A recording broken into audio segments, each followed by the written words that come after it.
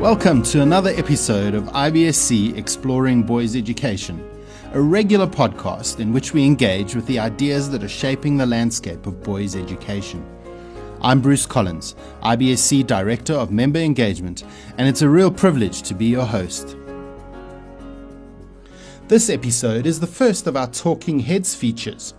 In each of these conversations, we will connect with heads of two boys' schools in various parts of the world and explore what makes the education of boys such a rewarding and exciting vocation. We'll try and unpack the challenges faced by teachers of boys and draw on the vast experience of the heads in our network. We'll also try and understand what thoughts and ideas are shaping our collective understanding of boys' education. In this first Talking Heads feature, we are privileged to be able to learn from Anthony Micallef, the head of Brisbane Grammar School in Australia, and Shane Kidwell, the head of St. Albans College in Pretoria, South Africa. Before we do so, however, I'd like to highlight the exciting news that registration for the 2020 IBSC Annual Conference is now open. Join more than 600 colleagues from around the globe at Viaro Global School in Barcelona, Spain from July 8th to 11th, 2020. Together we'll explore the theme Connecting the Dots, Boys, Communities and the Future. Head to our website www.theibsc.org for more information and to register. Remember to sign up early to take advantage of the early bird registration rate. Lastly, on the IBSC Annual Conference, if you would like to submit a workshop proposal, the last date to do so is December 13th, 2019. We really hope we'll see you in Barcelona. But now, back to our Talking Heads feature with Anthony Micallef and Shane Kidwell. I was able to kickstart the conversation with Anthony and Shane by speaking about what makes both of their schools so special. Shane starts off by talking about the primacy of relationship in boys' schools. The important thing for me is that it's based on strong relationships. So I think the sort of fundamental part of the DNA at St. Albans is that relationships are key between boys and staff, between staff and parents, between parents and management of the school. So I think, and there's a sense of earthiness about the place that allows those relationships to be particularly authentic. Anthony highlights the strong learning culture that has developed over the years at Brisbane Grammar School. Brisbane Grammar School has a very strong learning culture. People immediately assume I'm talking just about academic learning, but there's a very strong emphasis in this school around social learning, around respectful behaviour, learning that takes place on the cricket pitch or in the concert hall. So when we refer to learning, which is one of our school values, it's an all-encompassing concept. And we start from a very young age with the boys, helping them understand that learning will take place in all contexts. It is clear from speaking to both Anthony and Shane that being a thinking and learning organisation is important to both schools. Shane echoes Anthony's thoughts as he reflects on learning at St. Albans. It was interesting, just lastly on this, is we've got a couple of new staff members on our executive. They all agreed that there seemed to be a calmness in this working environment that doesn't reflect a sort of frenetic continual doing, but that there's deep stuff happening here, but there's a sense of being, a sense of you're able to breathe and enjoy it and make it your own. And I think, all those things, I think, define a real thinking and learning organisation.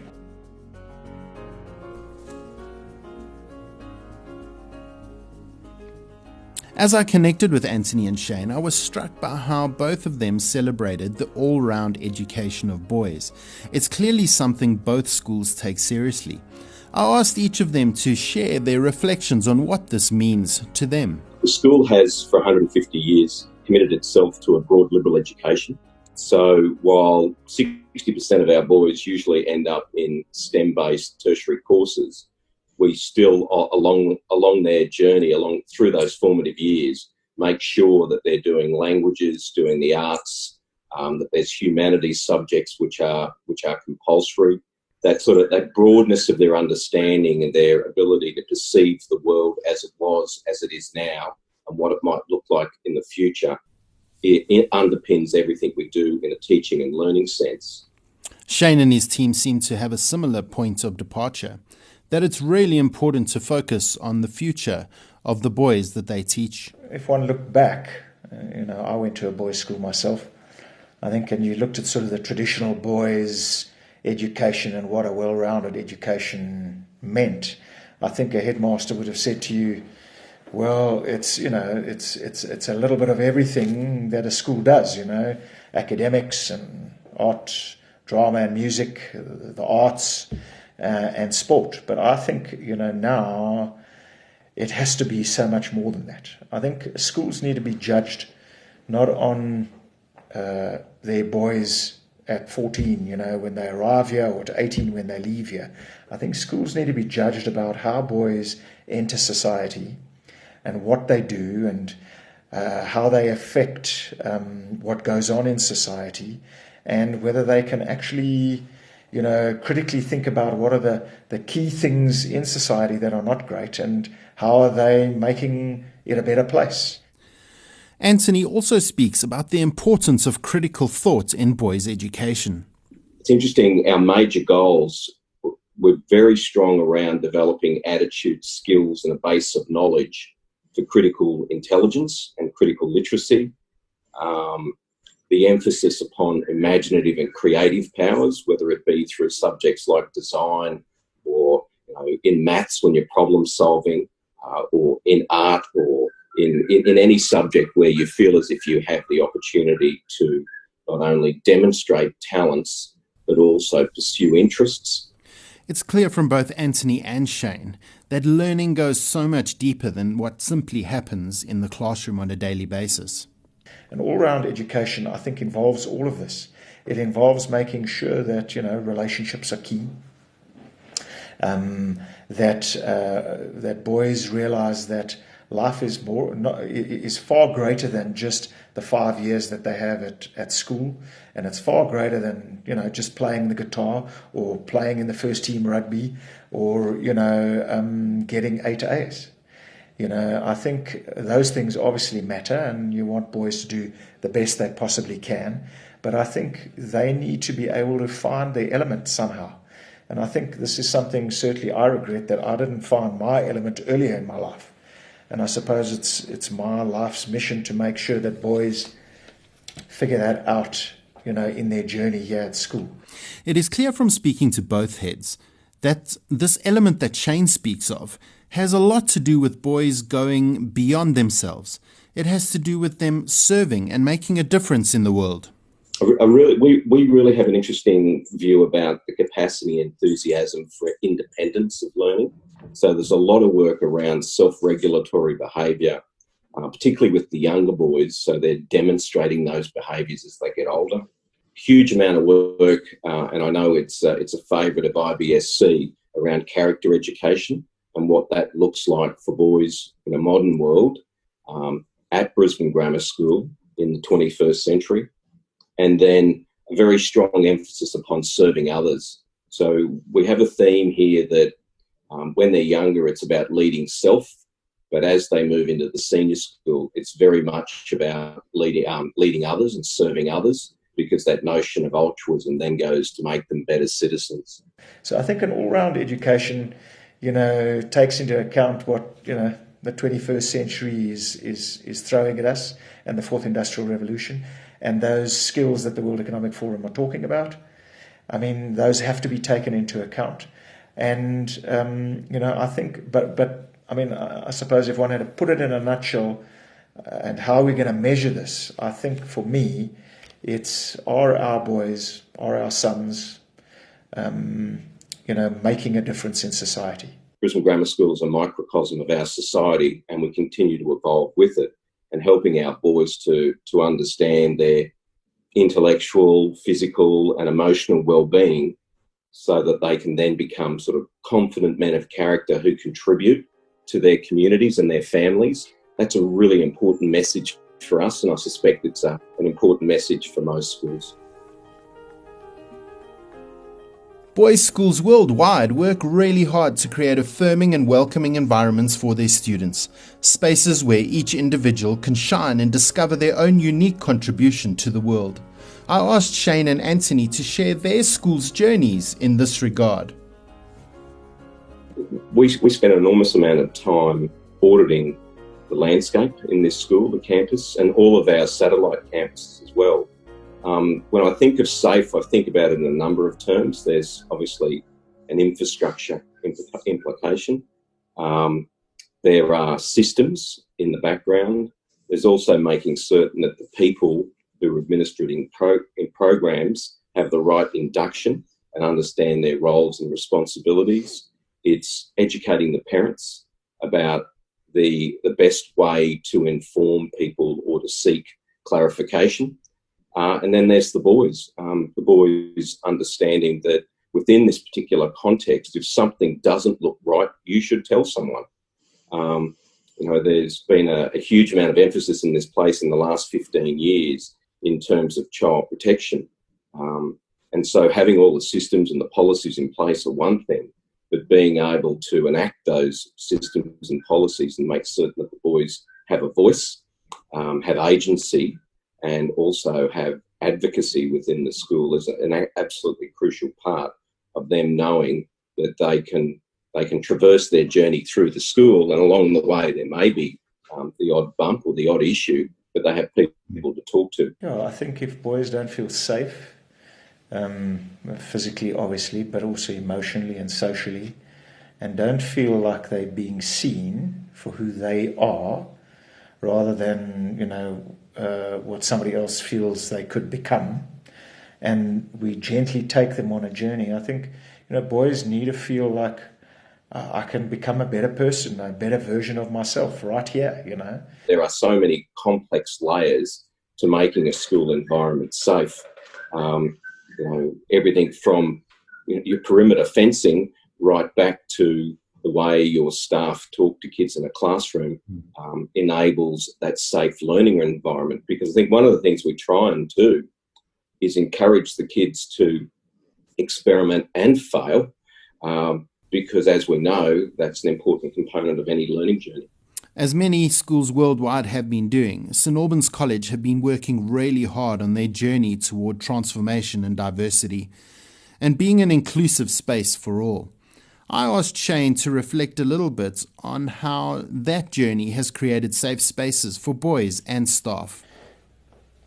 Yeah, I've learnt, I think most of all, never take anything for granted. Never assume that because you've done a lot of work in this area that you've even taken a step. I think every individual, and there are many who step onto this campus every day, every individual is walking their own journey, and sometimes in the busyness of an environment like this, you can forget, and the focus of an academic environment, you can forget that there's a human being behind the facade there, whether it be a boy or whether it be a parent or whether it be, another staff member. So, I think the most important thing that I've learned is, and it sounds, I suppose, not trivial, but it sounds simple. But, I think we have to learn to create an environment where, be kind always, no matter what has happened, and try and then start to unravel the stories. So I think the foundation of creating this is, I suppose, for senior leaders in the organisation to allow themselves to be vulnerable enough so that others see that vulnerability and understand that it's not a bad thing to be vulnerable. And I think, one's got to model this. So our executive have to model this. And in my opinion, I think they are. And as we continue to do it, I think more people are feeling courageous enough to put themselves in vulnerable spaces. and it's it's going to catch a momentum of its own in a sense.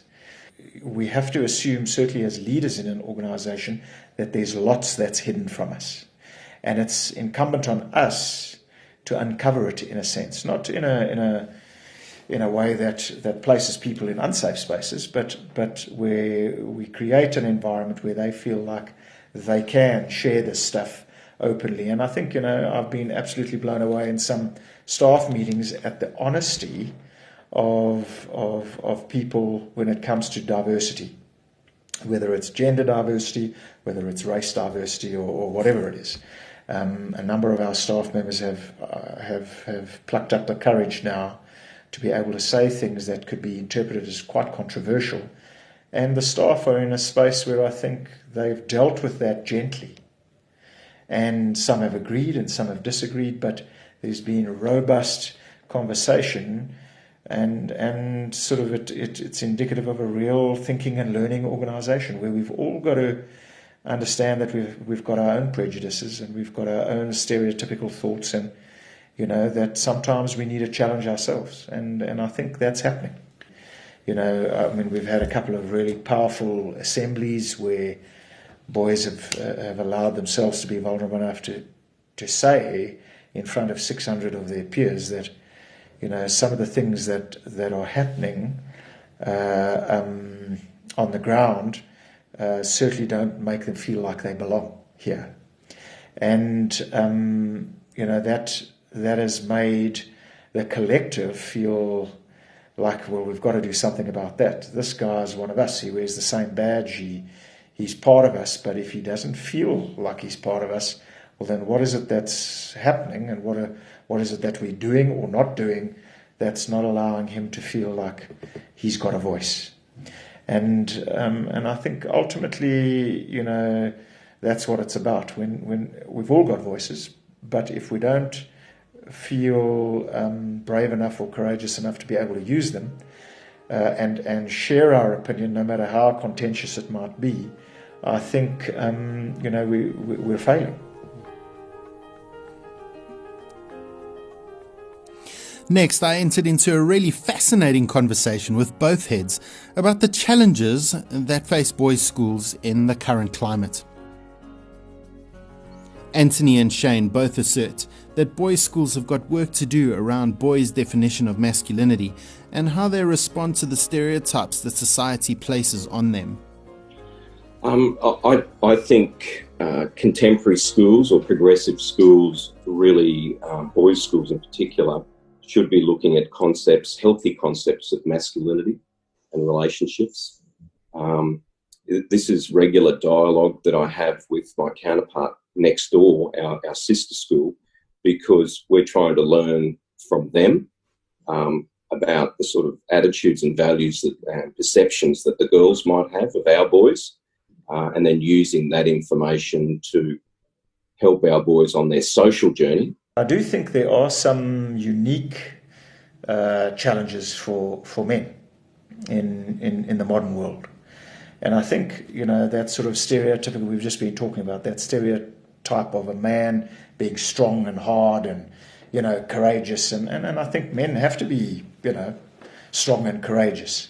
But at the same time, I do think that men have to be vulnerable, have to learn to understand themselves and what makes them tick. In response to some of these issues, Brisbane Grammar School has a wonderful program with their sister school, which Anthony tells us more about. One of the things we've set up recently is a discussion group between our Year 11 and Year 12 boys with the girls next door around responding respectfully to Me Too and Time's Up movements. Because what I've noticed in the boys is that they are respectful, but they don't know how to respond.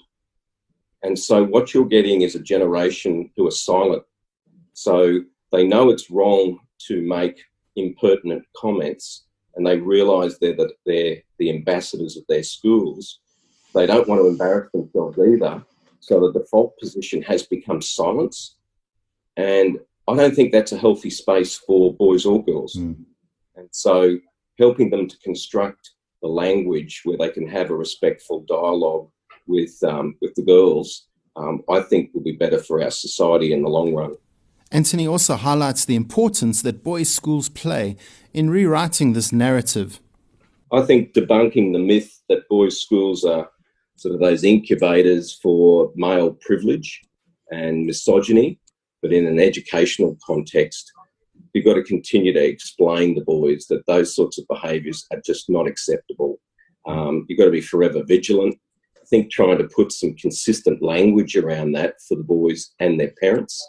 I think our staff in this school, I can speak quite confidently, have done a huge amount of work around how language influences behaviour. Both heads also highlight the plight of teenagers these days, particularly teenage boys, and their struggle with stress, anxiety, and wellness. Anxiety and stress and wellness in the modern world is I think, getting worse and worse. I think we have to ensure that our boys understand what balance is, work-life balance, that they don't poo-poo happiness. Because I think, there has been a time in boys' schools where I've even heard some leaders say, we overplay happiness. Boys have just got to get on with it. And I think I agree. I mean, we have to get on with it. Life is tough, and grit is important, and resilience is key. But I do think that we have to navigate, or allow boys to navigate, into a space which will allow them to find their element, that place, where talent, and where you've got some talent, but now you've got to really work hard at it, and passion meet, And I think we mustn't underplay that. So, in my opinion, we don't want boys, feeling overly anxious about their role in society. And somehow we've got to help them to navigate that. For us, we're moving into a new system of external exams. And again, talking with all the Year 11s throughout the course of the year, that seems to be a recurring theme, that there is heightened level of tension around being able to perform in that external exam space. I have every confidence that they will do well, but it behoves me and my staff to manage that expectation and also manage their parents' expectation, because invariably these are the domestic gossip conversations that are happening at home, and then the boys bring that level of anxiety to school. Because of pressure in society, university places are difficult to get. Society's placing pressure on boys. Parents are placing pressure on boys. I think we have to make sure that boys keep a balance, a healthy balance, for their physical beings, for their spiritual beings, for their emotional beings. And I think our timetables and our rhythms at schools need to reflect that. In a world where things often seem hopeless, Shane challenges us as teachers of boys to remain hopeful and to instill this hopefulness in the boys we teach. The other big challenge that, in my opinion, I've just recently read a book called Factfulness by Hans Rosling. He talks about the fact that there's this concept called declinism, where we think everything is the world is getting worse, and I think South Africans particularly have a healthy dose of declinism. We think that our country is completely falling apart, and what Rosling encourages is for us to seek out the facts and to stop getting influenced by the noise of social media, of the traditional media, of the politicians, and the push and pull of the world at large. So I think, one of the challenges is that, and particularly I've challenged our staff this term with this, is that I believe our staff need to model this optimism. And that if you're not feeling, or you're not in that zone, that you need to become a little bit more intentional about finding out what the facts are. So when boys are talking about things that are going around on social media that are negative and that seem to get you to think that the world is falling apart, well, take a moment, I think, in your class and make sure that boys that you all research what the facts are and then discuss it. In a similar vein, Anthony discusses the future prospects of the boys who leave our schools. There are changing requirements around the labour force. So, interesting, yesterday I was talking to boys about what they perceive the future to look like. And a lot of commentary around, we still like traditional careers, but we can see that those careers are going to branch off into occupations that we don't yet know of. And their feedback to me was they really like listening to young old boys who have taken non-linear paths and how they've managed to skip from one profession to another. So there's a lot of dialogue going on amongst the boys, and I think there's opportunities for boys' schools to capture that and turn it into a point of difference for their schools.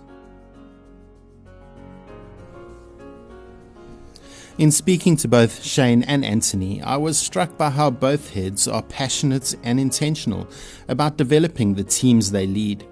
I asked both of them to share some advice they would give to teachers of boys, especially those who are new to boys' schools. Firstly, there's no doubt, in my opinion, boys learn teachers. So relationship is key. You're going to get nowhere until boys trust you and they see that you're human and that you are prepared to be vulnerable and you are prepared to say sorry when you've made a mistake. You need to give boys a sense that they can build a relationship with you. The second thing is, I think that accountability is key and critical. And I think in the modern age, sometimes we, as teachers in boys' schools, we perhaps a little scared to create the accountability and the structure that we know is important for them to thrive. Because sometimes that's painful, holding people accountable and speaking truth and using candor is sometimes not easy. But I think boys need to know where they stand with you. You need to call them out when they've stepped over some boundaries, and you need to hold them accountable, whether it's homework not done or whether it's the way they're talking to somebody. Or whatever, or stepping out of line. And then perhaps thirdly, boys need to get a sense that you understand their uniqueness, each of them, that you don't stereotype them and place them in groups, whatever that group might be. I think boys want to know that they are seen. If teachers understand and begin to understand the dreams, the anxieties, the stresses, the hopes and aspirations of boys, I think you'll certainly be able to take it to the next level.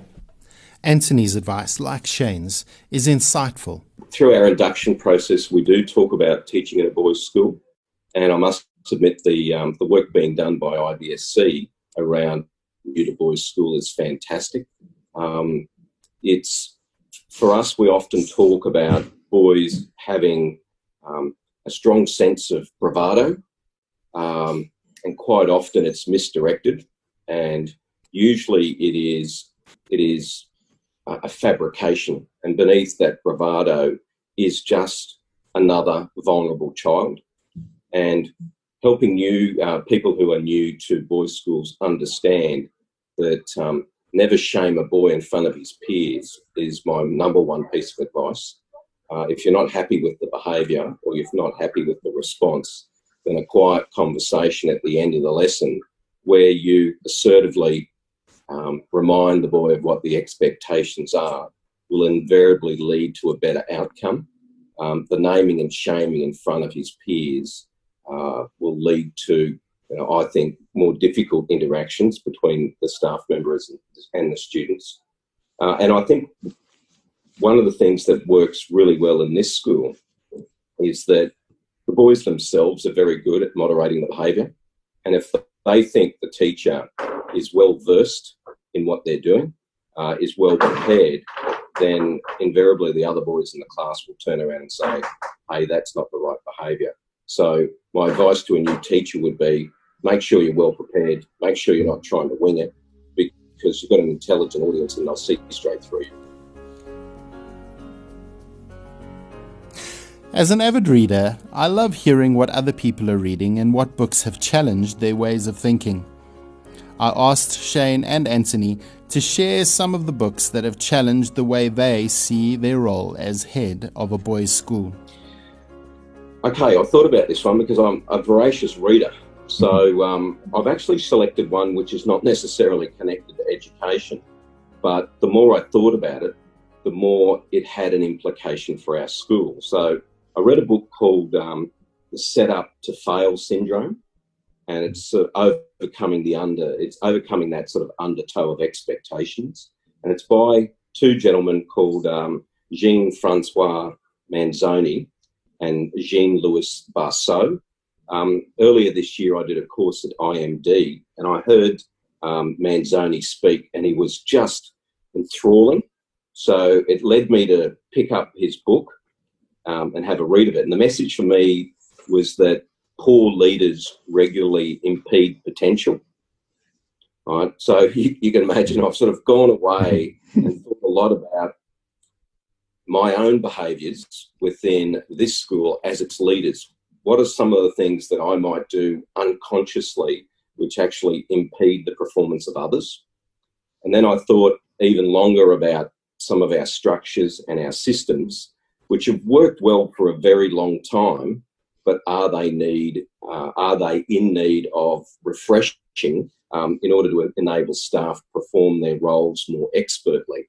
And so it's actually generated this really interesting, sometimes robust conversation with the executive team around what works, what probably needs augmentation, and what we should really stop doing. And it's led to a removal of some blockages that have existed historically, not for any reason. We didn't value them, but they were always there. And it's forced the executive team to sort of pull back the layers, consult a lot with our staff, and it's generated some really favourable dialogue at all levels of staff. The one that I keep coming back to is Peter Senge's fifth discipline, and I think just as somebody who wants to try and lead and create thinking and learning environments, I think this is a book that's changed my thinking fundamentally. And I certainly would encourage anybody who's in education to read it, because I think ultimately, and I mean, we're battling with that at the moment, and I think boys' schools throughout the world, I'm sure, are battling with it. But we want boys to really find the joy of learning, and we want them to be lifelong learners. And sometimes boys, only want to do things because it's for marks, And ultimately, we want boys to move past that point. That we want them to get to the place where they want to explore and discover and I suppose reignite some of that spark that they had maybe when they were 5, 6, 7, 8 years old, in prep school. And I suppose that's what finding your element, and that's what Ken Robinson talks about in his book, The Element. So I suppose the two books that have influenced me the most are The Fifth Discipline, and that's the first one. And the second one would be Ken Robinson's The Element. And lots has been said about Ken Robinson, but I think as we continue to try and engage in education environments, what worries me the most is that our systems haven't fundamentally changed in terms of learning. And I think we've got to come back to some of the principles that Ken Robinson talks about in The Element. It's not just about regurgitating knowledge. It's about critically analyzing it and critically grappling with it, and ultimately how that knowledge can help us solve some complex societal and environmental problems in the world. Otherwise, we're not going to be able to do that in the future. Finally then, in a last word from both heads, Anthony and Shane share why it is so important for them that their schools are IBSC members. Yeah, I think, there are a number of reasons, but I think perhaps the most important one for me is that I think schools can easily be, we can isolate ourselves. And I think what being part of this group of schools does is it connects us across a number of continents and allows us to engage on a number of levels about best practice, about research that's happening, about just developing relationships with educators, who are experiencing different issues at different times. And I think those connections are critically important for learning. So I think, if we want to be a true learning and thinking organization, I think we have to be connected. And we have to make sure that, and that's what I like about the IBSC, is that we're doing this research. I mean, it's research-based, so we are looking for the facts, We're not wanting to just willy-nilly change things because, a whole lot of people have said that we should. We want to find out what it is that counts and what it is that is really going to make an impact, particularly in our case in boys' lives. And I think ultimately we want to, as a school, be part of a network that believe in innovation and believe in dreaming for what is best in boys' education. And so, and we contribute to that, and others do, and I think we're richer for it. Similar to Shane, Anthony also reflects on the richness of the IBSC community and what that means for teachers. For a long time, we've been involved with IBSC, but I think it's been primarily executive staff and some members of staff who have particular interest in actual research. I've seen the benefits in other schools of engaging a larger proportion of your staff, because then they begin to understand that IBSC connects educators worldwide. And the benefits of that are that we're all dealing with similar problems. In some parts of the world, those problems are more advanced, and therefore the solutions are more advanced. And we can piggyback on each other's learnings in order to build better and stronger schools for our kids. It enables educators to discover best learning practices for boys, because there's a huge body of research out there, the neuroscience, how the brain functions, how boys learn, how boys are late developers as opposed to girls. Well, what are the answers? How could we fast track that in order to help boys avoid some of those adolescent foibles, those adolescent flaws? And the other thing I've really enjoyed now being on the IBSC board is that the like-minded schools collaborating on the development of boys' education. For my staff, and I'm really pushing at the moment, as you know, Bruce, to get as many of my staff involved as possible. And my Dean of Teaching Development is very keen to engage our staff, particularly around some of the online activities, the action research.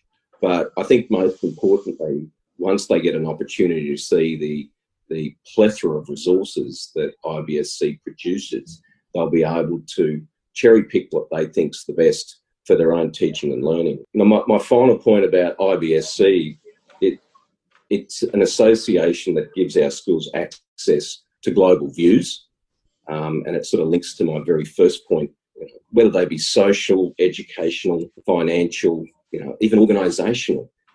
There are people out there who have the solution, because this network brings highly intelligent people together and very experienced people who can assist us to do things better for the kids in our school. And I think that's the beauty of IBSC. Such rich insights from both of these heads. Interesting conversations for sure. I certainly have learned so much in connecting with them. We're also grateful to be able to draw from the expertise of seasoned educators and leaders like Shane and Anthony. That's what makes the IBSC community so rich. Both of their schools' websites are published in our episode notes. Click on the links to learn more about Brisbane Grammar School and St. Albans College. Thank you, Anthony and Shane. Before I sign off today, remember to check out the IBSC annual conference page on our website. Avoid that post-holiday rush and register yourself and colleagues today. From me, Bruce Collins, nos vemos en Barcelona. See you in Barcelona.